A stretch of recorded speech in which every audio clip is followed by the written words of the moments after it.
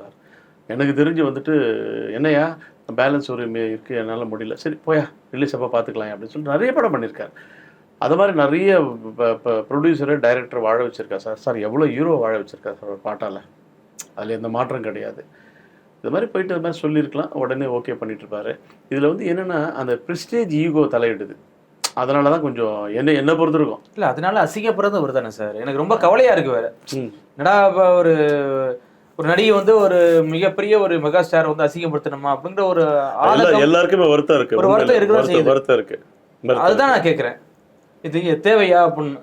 எனக்கும் வருத்தம் தான் இருக்கு. ஓப்பனா சொல்றேன். என்னோட குருநாதர் தான். அது கொஞ்சம் அ சாதாரண நபர்லாம் விமர்சனம் பண்ண சொல்ல ரொம்ப வருத்தமா இருக்கு.